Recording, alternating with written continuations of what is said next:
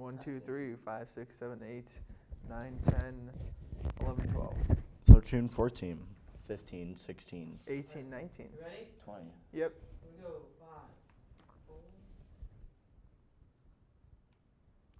Welcome back, everyone, to another edition of Sports Wrap Up here at Notre Dame. I'm Ryan Nelson, joined alongside by Ryan Dalkin today. I know you guys have been bombarded with a bunch of baseball and football talk these past few weeks. So you know what? We're going to switch it up on you guys. We're going to go all hockey the entire time today. All you hockey fans out there, we know you've been wanting it. So here you go. It's our Blackhawks / just NHL in general preview. And just before we get started here, I'd like to give a shout out to Elon Hurtado, one of our longtime listeners here. He got a D3 offer. So good job for him.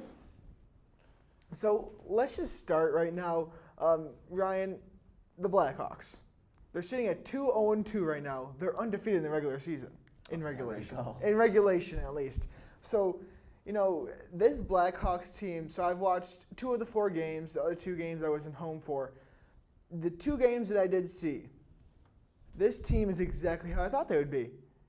One of the best offenses in the league. I mean, they still have Taves, they still have Kane, they still have all these young guys. They have DeBrincat, they have Schmaltz, they have all these guys still. Their defense has been maybe the worst in the league, possibly. And, you know, as much as a goalie becomes a good scapegoat, it can't be all put on Cam Ward, but some of it can be put on Cam Ward. You know, he's sitting with a 4.41 goals against average. I hold that 0 against him because that's really a defensive stat in my opinion. You know, goals against the average, does your defense play well in front of you? Does your defense stop shots from coming in? It's all that. When you look at save percentage, that's when I really think that's a goalie-centric stat. Yes, you may get bombarded with shots, but you know what? If you stop 42 of 45 as they did yesterday, or however many it was, you're going to have a decent save percentage. Cam Ward is sitting with I'm trying to find the exact stat. I believe it's an 8.47 or 8.67. I think 8.67 save percentage. 8.67 save percentage. The worst starting regular goalie in the league last year did not have under a 9 save percentage. Cam Ward is historically bad within the first 4 games today, or in this season, in these first 4 games so far. Ryan, I know you'd like to defend your goalie, so I'll give you the chance here, but in my opinion, when the Hawks get Corey Crawford back, this team's going to get monumentally better in leaps and bounds of what they are right now. I understand your point with Corey Crawford, but the problem is save percentage and goals against average, in my mind, are both goalie and defensive stats. I think you, as a goalie, you can make all the saves in the world. You can. But if you have no defense, you're going to have to give up some goals. And as much as people want to say that, like, oh, save percentage is more like a goalie stat and like everyone should be defined by their save percentage. I mean, I guess it can be true. Like if you get a save percentage at like 950 or around there, that's really good. But if you get a save percentage at like below a 900, maybe either A, you're really bad, or B, I shouldn't say really bad, you're playing professional hockey, but B, you also don't have defense to support you. And the Blackhawks defense has not been there. Duncan Keith has not been the same. Especially last year, we saw Duncan Keith is not the same. I mean, he still has the most time on ice because he's Duncan Keith. Who else are you going to put out there? Yeah, exactly. Here, take Jan Ruda. Have him play 25 minutes a night. No, thank you. I'd rather take Duncan Keith at 35 years old. Now, going back to the save percentage point, I'm going to list off the Vezina Trophy winners, which is the best goalie in the NHL, the top goalie award. I'm going to list their save percentage.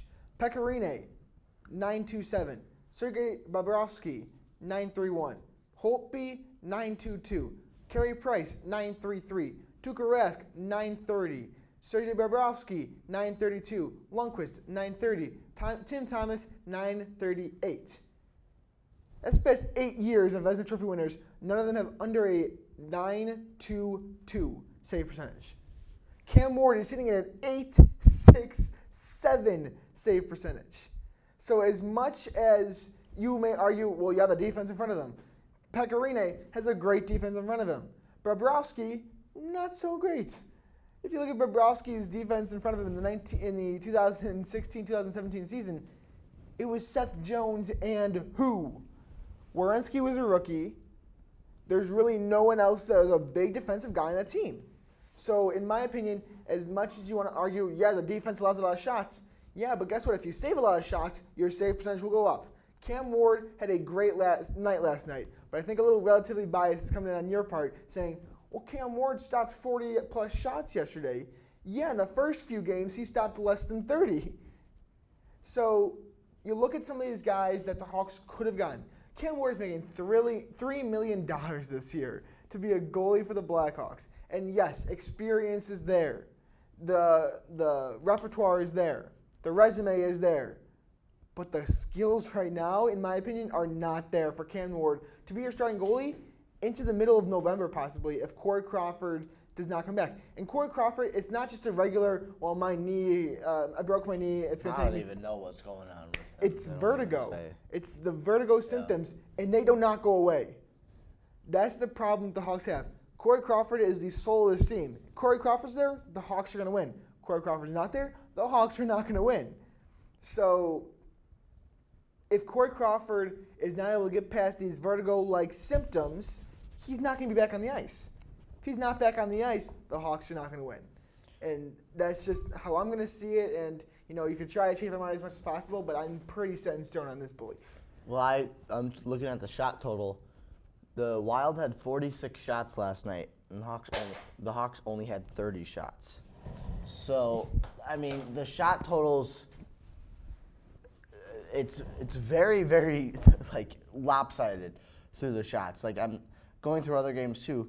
What was it? The Rangers and Sharks, I know I'm kind of Bouncing around. but anyways, the Rangers and Sharks, the Rangers had 27 shots compared to San Jose's 43, and the Rangers won. So I'm gonna go back to the Hawks, but like we talked about the Hawks offense, they had a great first period, scoring 2 goals. Was it the second period they didn't score any, they gave up 2, and then the third period they each scored 1. So I mean, I want to be as, I don't know, I don't want to be biased to Cam Ward, Okay. but I also, like, kind of want to, you know, kind of say to him, like, you know, it's hard to go from a new team. I'm not saying it's it. I'm hard. not saying the Hawks fans should have been expecting Corey Crawford out of Cam Oh, Ward. no. But even this, you look at the backups, the third strings, the fourth string goalies in the league, some of them were better than Cam Ward. The Maple Leafs put 2 goalies on waivers, Calvin Pickard and Curtis McElhinney. The Hawks could have claimed either of them. They didn't. I think also they. Curtis McElhinney had a .938 save percentage last year in 17 starts. And in my opinion, there are options out there. The Hawks didn't take him and said, you know what, I'm going to go with Cam Ward here. A 35-year-old Cam Ward. And I think that was a mistake. I don't know. I think they were maybe just going for experience because Cam Ward, through his past, was a really great goalie. But And that's the past. This is the present.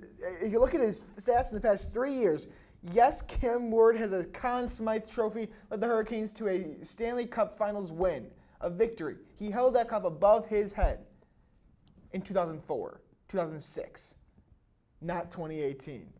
That's 12, 14 years right there. He was a rookie then.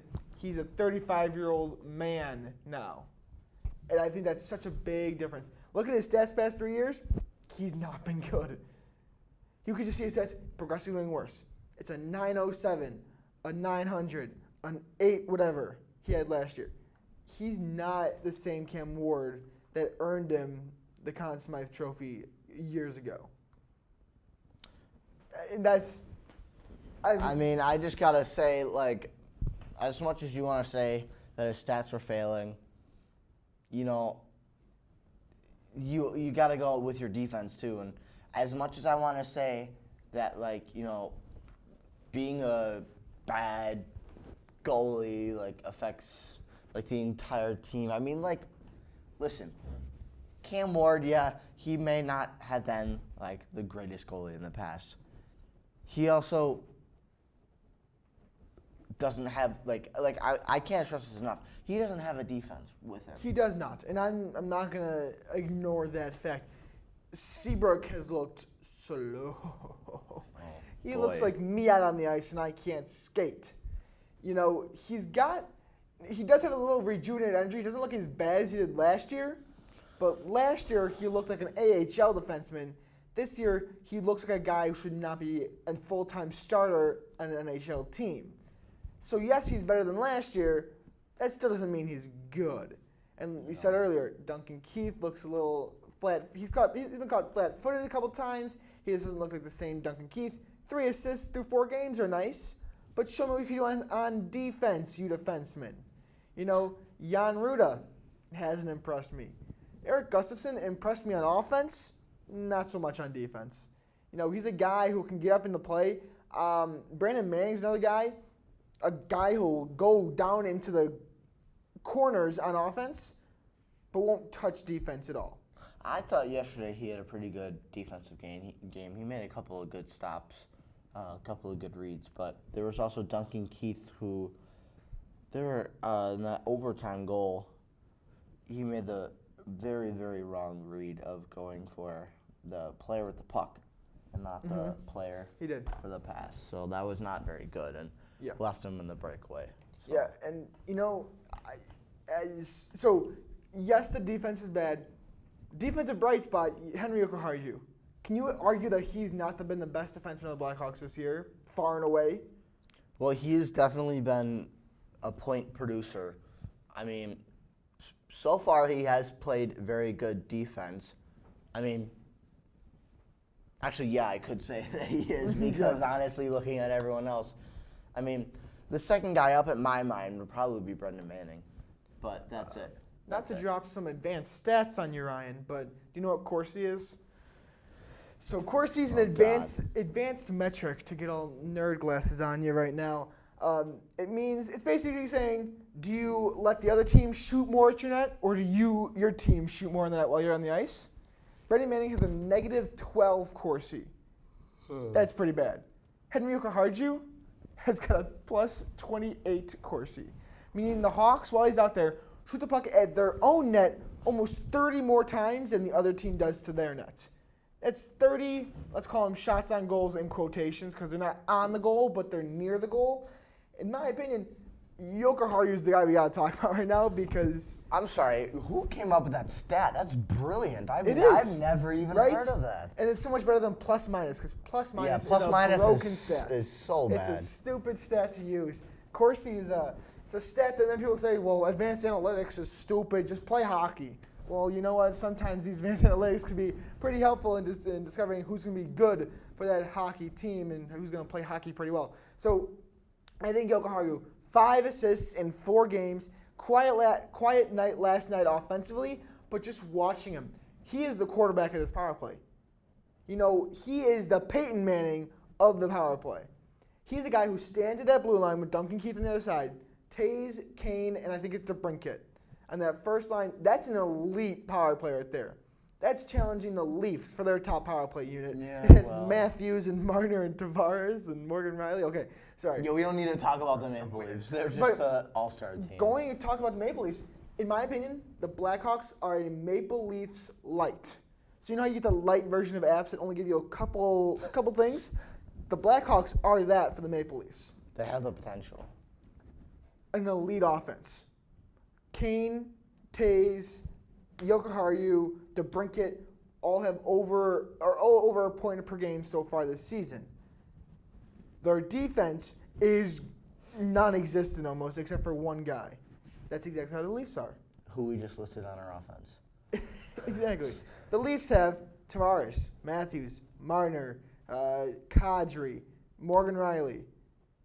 And then the defense has no one except for Morgan Riley. And so, in my opinion, the Blackhawks and the Maple Leafs are a team that's going to score 7 goals sometimes, but give up 8. And they did that to the Maple Leafs. the Maple Leafs and the Blackhawks had a game where it was 6-7 was the final score. Like, how stupid can that be? I mean, it's just they played really well. My favorite part of the game was when what was it? Kane scored, Oh, and then Austin Matthews no, scored. so Couldn't it was, hear the It crowd. was Matthews. He couldn't hear the crowd. Kane came right back and scored another one and heard the crowd that time. Yes, That was brilliant. Yeah, that was See, really that's funny. what a little tease does. I mean, that's a you don't come into my house and try to get my crowd riled up like that. This is the Madhouse on Madison. This isn't the Scotiabank Arena or whatever it is up there in Toronto. The Scotia Bank. The Scotiabank Arena up there. All those opportunities that they Sorry, Maple Leafs any have. Maple Leafs fans. I am actually. That's what I consider a team. How dare you? I'm offended. No, I'm kidding. No, so in my opinion, the Hawks are a team that, as much as they are my favorite team, and they are, this is a team that's not going to be good. As much as the 2-0-2 record puts up a facade for us, this is not going to be a good team. Can you argue that this team is a Stanley Cup caliber team? Absolutely not. Okay. Just want to make sure we have that before I get any further. I don't think this goalie tandem's not good enough. Can you argue that Cam Ward has been good? Well, I mean, I've been trying, but you put me down. So, can you argue that without Corey Crawford in there, the Hawks are not making the playoffs, not even coming close to the playoffs? Well, we have to see what happens with Corey Crawford. They haven't. I mean, they've given us the fact that he has vertigo, but they haven't really said anything else. So, And we just have to see. I heard he was practicing for a couple of things. that's the thing. It's not like a regular, I said it again, not a regular knee injury where you got 12 weeks, come back after those 12 weeks. This is a thing where this is going to affect him for the rest of his life. It's about, does he feel good in the moment to be able to play a hockey game and to take pucks at a head, stand in front of a 95-mile-per-hour slap shot from whoever. It's a mental aspect to the game that we always forget about. We see the guys physically out there, but never think about what's going on in their heads. And that's a big thing with Corey Crawford, in my opinion. Yeah, for Corey Crawford, it's a head game.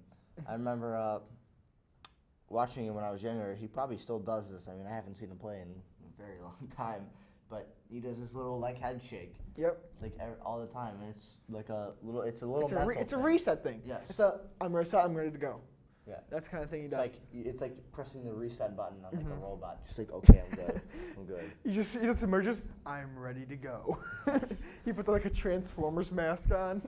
Okay, so let's talk about some of the forwards on the Blackhawks right now because, you know what, let's just get into this conversation. Let's No. get to the meaty and juicy part of Not the yet. Blackhawks. Not yet. Not yet? We do have 10 minutes left, but you know what, I want to get to one thing first. Number 84 was skating out there last night. I believe that's Alexander Fortin. I know my French isn't that very good, but he was out there. And, he wears number 84. It just brought me thinking about number 81, Marian Hossa, who's no longer on the team. What guys in the Blackhawks now are going to get retired numbers in the future? In my opinion, Taze and Kane and Keith are locks. No matter what, these guys are getting. Numbers 2, numbers 88, and number 19 are never going to be worn again. No, never. Never going to be worn again. In my opinion, 81 is never going to be worn again. I think Marian Hossa brought this team 3 Stanley Cups. He played for this team for 7 years, I believe it was. I think he got in the team in the 2009 season.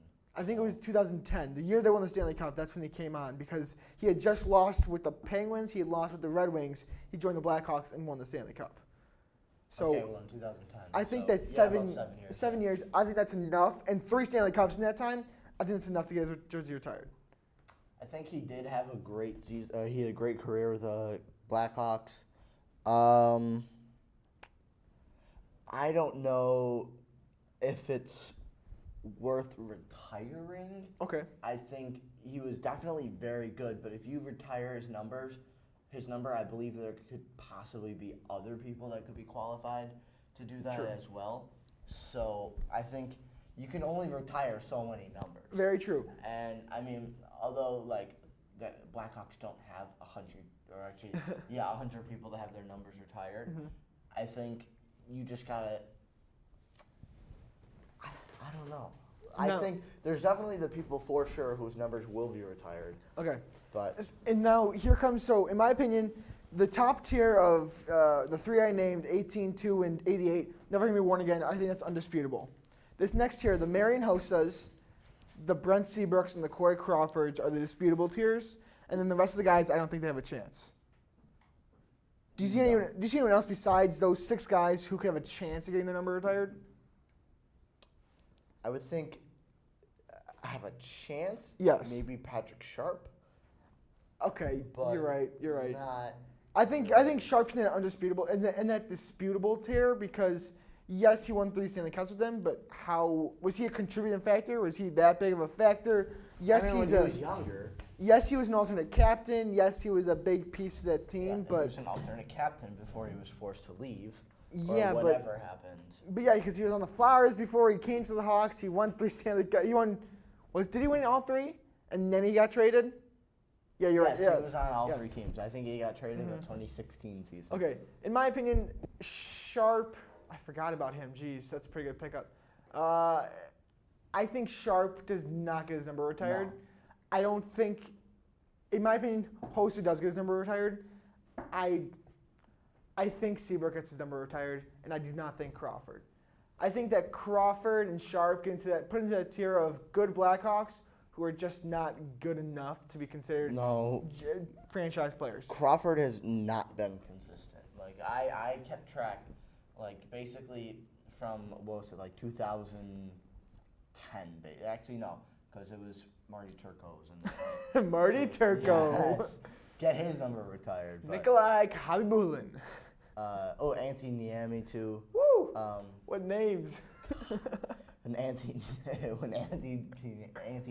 Niemi. You can't even when say it. You Antti can't even Niemi say it. Was good before the Sharks were just like, let's ruin this goalie. But anyways. The Sharks always do that, don't Yeah, they? exactly. Anyways, Corey Crawford was like, oh, he had one really good season, and then he sucked the next season. But then he was like, oh, he's actually really good. And then the past 2 or 3 years before Vertigo, he was actually really good. He was. He got to the point where like, oh, maybe like he looks like an elite Ooh, goaltender. we got all hyped up. Yeah. We have an elite goaltender again. Exactly. and Oh wait, then, he's got vertigo. He's not showing up for the next few Yeah, weeks. they didn't even say at first. They were just like, we're not gonna. He's got an upper body injury. Yeah, upper body. So that's the injury, thing yeah. that everyone gets so mad about. The Hawks have just been saying he has an upper body injury or a Yeah. lower body injury. Like they never say he's got a concussion. 'Cause they probably didn't know what it was at first. True, they probably didn't know, and they also just want to say, you know what, you guys don't need to know. This is Corey Crawford and the Blackhawks Well, problem, we're- not the public and We're the also media. the people that are getting you the money, so. Very true, very true. So but we're I- making your living. I do want to move on a little bit here because we do have a couple more things I want to talk about before we hit this 40-minute mark. I want to talk about 3 forwards. Jonathan Toews, who's looked rejuvenated. He looks 23 years old instead of 30 years old. This kid looks young. He looks fast. He's out muscling guys. He looks like the OG Jonathan Toews, and the 9 points he has to back it up as well. I think this is a great player for the Hawks. I don't know if he's going to. He's not going to continue scoring goals how he is, but I No, think if he continues, He's gonna keep the points. he's going to keep it the points, in my opinion, especially with Alex DeBrincat on that line. Oh, it's a beautiful. Oh my God, it's that is so good. We are now Alex DeBrincat praisers right now. And you know what? I think it's a perfect line for Toews to be on. Yes. DeBrincat on his wing and Dominic Cahoon is on his other wing. Cahoon. These are fast guys who are under 21 years old. These guys can't drink, but Jonathan Toews is the old man on that line, and he looks young again. I think that's a great lineup for Quenneville to put out there with Toews. And I don't know if you saw this, but I saw them like really bonding in like the on the bench. Oh, yeah, I saw Like, that too. As much, Yep. Yeah, as much as you want to say, like, oh, you just put a bunch of good guys together. Yeah, but you need chemistry on the line, Yep. and they have a ton of chemistry on That line. pass that Toews had to Cahoon to Oh score his my first. God, that Oh was my so gosh. good. I almost fell down on my couch because that was a brilliant pass. Okay, before let's stop gushing over Toews and go over let's go over 2 guys that I think that have been different than Toews for the Blackhawks this year. Brandon Saad Ugh. and Patrick Kane. Now let's start with Brandon Saad. Let's finish off with Kane. Columbus ruined him. Let's just say Okay, that. Saad, when compared to Artemi Panarin, is the worst trade the Blackhawks have made in the recent history. Because Saad has not looked good. He looks like a fourth line forward, not a second line, first line forward. There's a reason he's not on the line with Taves anymore. Because he's not good anymore. He has not looked good anymore. In my opinion, get him with some good line mates. Get him with the guys that will energize him again. Get him with Kane. The thing is that Kane, no, let's say that for later. Saad looks slow. He looks like he doesn't want to be here. He's not helping defensively. He's not helping offensively. I mean, here's the thing. He was also spoiled. The first 3 seasons he played, he had two Stanley Cups, not Stanley Cups. Stanley he had Cups. 2 Stanley Cups. I'm a so- Stanley Cup Yeah, champion. he was spoiled. But here's the thing. I know a lot of you will say, oh, but like, you know, he, what should we call it? He is a professional hockey player. He should go and try and play his best. Yeah, I understand that. But the amount of, like, self-confidence that you have when you are on 2 Stanley Cup championship teams, and then You're shipped off to Columbus. yeah, exactly. And then they trade you away. I remember I was with my friend Zach that day. He's a huge hockey fan. He knows all this stuff about the Hawks. I remember it. I was at the movie theater with him. He checked his phone before the movie, and he just he sat there in shock. And I asked him, "What's wrong?" He said, "The Blackhawks just traded away Brandon Saad. That was his favorite player." And then Columbus was just like, "Let's just take a good player with potential and just screw him over." Back up with your same stats. Saad, 2014 season, 47 points. 2015 season, the Stanley Cup winning season, 52 points. And I thought I had playoff stats. Never mind. Columbus, his first year in Columbus, 53 points. So he's on an even track right now. Second year in Columbus, 53 points. A pretty even player. The next year with Chicago, 35 points, minus player. A guy with not a great Corsi.